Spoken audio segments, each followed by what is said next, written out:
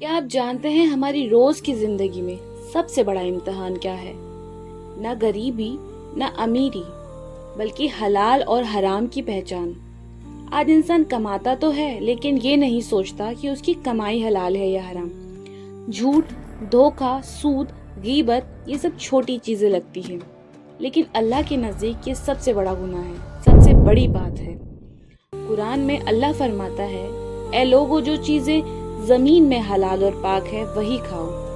قرآن کی ایک سورہ البقرہ آیت نمبر 168 میں یعنی صرف کمانا ہی کافی نہیں، حلال کمانا ضروری ہے۔ سوچو اگر ہماری روزی حرام ہو تو ہماری دعائیں کیسے قبول ہوں گی؟ ایک حدیث میں آتا ہے، ایک آدمی لمبا سفر کرتا ہے، ہاتھ اٹھا کر دعا کرتا ہے، لیکن اس کا کھانا حرام ہے، اس کا پہننا بھی حرام ہے اور اس کی کمائی بھی حرام ہے۔ تو اللہ فرماتا ہے ایسے انسان کی دعا کیسے قبول ہوگی؟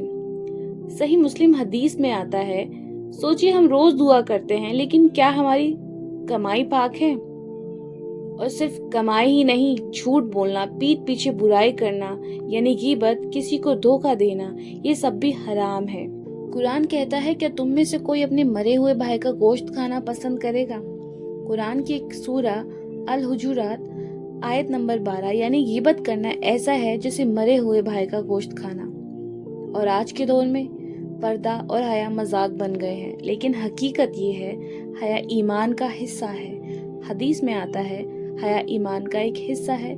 صحیح بخاری۔ آج ہم دنیا کے پیچھے بھاگ رہے ہیں لیکن بھول رہے ہیں کہ ایک دن ہمیں اللہ کے سامنے پیش ہونا ہے اور وہاں نہ پیسہ کام آئے گا نہ شہرت، صرف یہ دیکھا جائے گا حلال کمایا یا حرام۔